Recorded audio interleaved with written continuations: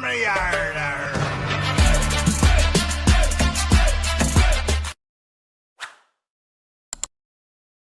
नमस्कार दोस्तों, मैं आपका दोस्त ब्रजमोहन सिंह अपने यूट्यूब चैनल बीबीएन ट्रेडिंग में आपका स्वागत करता हूं।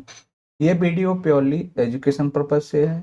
इसमें हम एक सेटअप को सीखते हैं, उस सेटअप से रिलेटेड रिस्क मैनेजमेंट को समझते हैं और उसके जितने भी ट्रेडिंग करने के लिए जो भी हमें रिक्वायरमेंट होती है वो ऑल स्टेप को क्लियरली समझते हैं। तो ये है हमारे पास कुछ एक सेटअप के पैटर्न है जो लगभग 15 पैटर्न है। इन पैटर्नों के आधार पर हम risk management, money management, psychology के हिसाब से हम अप्लाई करते हैं। पहला पैटर्न ओडी सेटअप है जो कल के हाई या कल के लो के नीचे ग्रीन या रेड कैंडल क्लोजिंग पर फॉर्म होता है। जैसे ही ये है ओडी सेटअप का रिजेक्शन, ठीक है। ये है हमारे पास इवनिंग स्टार, ये है मॉर्निंग स्टार, ये है हमारा पिवट प्रेशर ट्रेड, ये है हमारे पास वर्जिन सीपीआर जिसका काम सपोर्ट और रेजिस्टेंस की तरह रिएक्ट करता है। ये है हमारे पास green candle retracement, green candle breakout, red candle retracement, red candle breakout.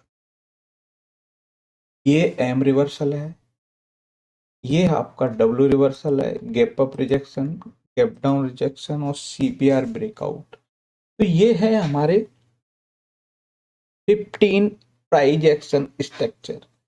जब ये किसी भी स्टॉक या इंडेक्स में फॉर्म होंगे तब हम अपने ये सारी क्राइटेरिया को वहां पर मीट करेंगे। अगर मीट होती हैं तो हम उस पर ये पैटर्न के आधार पर अप्लाई कर सकते हैं।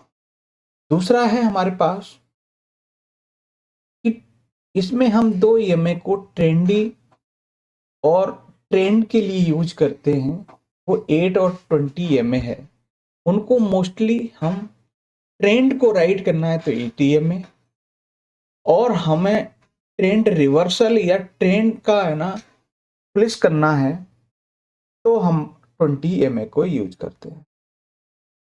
ये 2 दिन के आप सीपीआर को किस तरह से रिलेट करते हैं वो है, नैरो है तो क्या क्या पॉसिबिलिटी हो सकती हैं, वाइड है तो क्या पॉसिबिलिटी हो सकती हैं, ट्रेडिंग के लिए किस चीज़ की रिक्वायरमेंट है, वो सारे चीज़ आपको है। ये 20% आपका जो भी पैटर्न स्ट्रेटजी है, 30% आपका जो काम करता है वो रिस्क मैनेजमेंट है और 50% आपकी साइकोलॉजी होती है। फिर है हमारे पास स्टॉप लॉस को हम किस तरह से यूज करते हैं। अगर हम ट्रेड ले लिया है तो उस ट्रेड का हम रिकॉर्ड क्यों रखना चाहते हैं, वो सारा चीज़ है। फिर हमारे किस तरह से इमोशंस काम करते हैं। फिर है हमारे पास अपनी ट्रेड के ऊपर किस तरह से कॉन्फिडेंस आए और हम अपनी फोमो को किस तरह से कंट्रोल करें। फिर आता है पोजीशन साइजिंग। फिर है हमारे पास जो आपका इमोशंस के अंदर ट्रेडिंग में है ना, किस तरह से हम सेल्फ एनालिसिस करें या फिर हम क्या क्या प्रोबेबिलिटी ढूंढें, ठीक है। फिर है रिस्क मैनेजमेंट कि हम अपना जो कैपिटल यूज कर रहे हैं उस पर किस तरह से हम रिस्क को समझ सकें। तो ये एक पूरा आपके पास में है ना ट्रेड लेने का एक तरीका आपके पास आ गया कि ये चीज मेरे को जरूरत है और ये चीज मैं कर लेता हूं। तो इस टाइप का जब भी किसी भी स्टॉक इंडेक्स या कहीं और भी सिक्योरिटी होगी उसमें आपको इस तरह की फॉर्मेशन दिखेगी तो आप ये सारी चीजें वहां अप्लाई कर सकते हैं। जैसे कि पहला है, ये है हमारे पास डब्ल्यू रिवर्सल। तो डब्ल्यू रिवर्सल पैटर्न क्या कहता है वो हम एक बार यहाँ देखते हैं। यहाँ डब्ल्यू हम ना निकाल लें कि ये डब्ल्यू रिवर्सल क्या कह रहा है।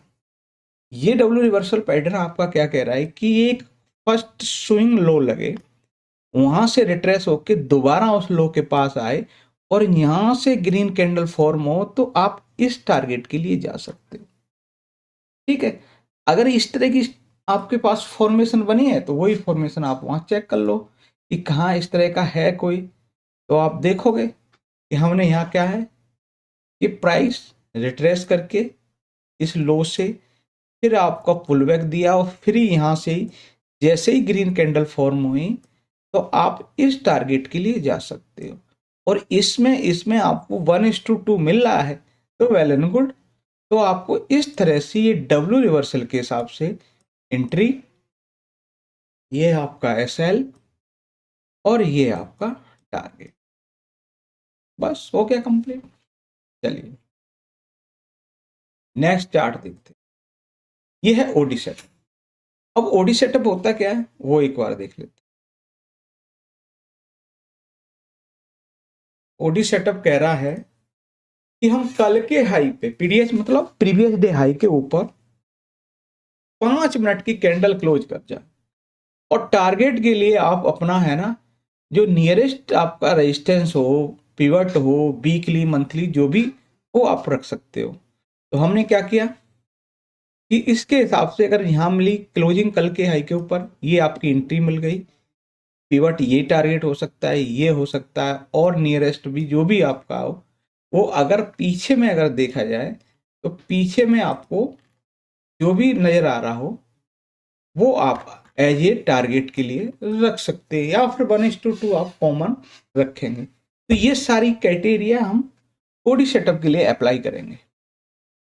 ठीक है, अब आता है इवनिंग स्टार। इवनिंग स्टार क्या कह रहा है, हम कल के हाई के ऊपर ओपन हो फिर क्लोज करते हैं नीचे, तब हम उस से हम अपना इवनिंग स्टार पैटर्न कंसिडर करते हैं। तो इवनिंग स्टार में क्या है कि हम कल का हाई ये है, इसके ऊपर ओपन हुए और नीचे क्लोज करते हैं, यहाँ आपका सीपीआर है, या फिर नीचे में कोई भी आपका पिवट हो सकता है या कोई भी आपका सपोर्ट जोन हो सकता है, वो एज ए टारगेट रखते हैं। अब यही क्राइटेरिया हम यहाँ देख लेते हैं। चलिए यहाँ देखते हैं हमारे पास में क्या है, नियरेस्ट ये है, अगर इसे ब्रेक करें तो हम यहाँ पर इसी रेंज में हमें 1:2 मिल रहा है तो वेल एंड गुड। तो हमें सिर्फ सेम क्राइटेरिया आपके जो पॉइंट है वो हमें देखना है। ओडी सेटअप में हम पहले ही देख चुके हैं, उस तरह से यहाँ भी एक सेटअप बना है। ठीक है, फिर कैनरा में भी आपको ओडी सेटअप देना है, इसमें भी सेम क्राइटेरिया है। फिर है हमारे पास ओडी सेटअप वाला है वानखेड़े इंडस्ट्री में, ये भी है। फिर आपको रेड कैंडल ब्रेकआउट, ठीक है, रेड कैंडल ब्रेकआउट के ऊपर हमें यहाँ आपको एंट्री मिलती है और ये आपका एसएल होता है और इस हिसाब से अब देख लेते हैं रेड कैंडल। तो रेड कैंडल हम देखेंगे तो रेड कैंडल ब्रेकआउट ये है आपकी रेड कैंडल ब्रेकआउट। इसके हिसाब से आपको इसके हाई के ऊपर क्लोजिंग मिल गई और यही कैंडल का स्टॉप लॉस रखेंगे और नियरेस्ट आप जो भी आपका 1:2 यूज कर रहे हैं उस हिसाब से आप यहाँ देख सकते हैं। तो देखते हैं हमने यहाँ पर देखा और इस हिसाब से अडानी इंटरप्राइजेज में आपको रेड कैंडल ब्रेकआउट देखने को मिला।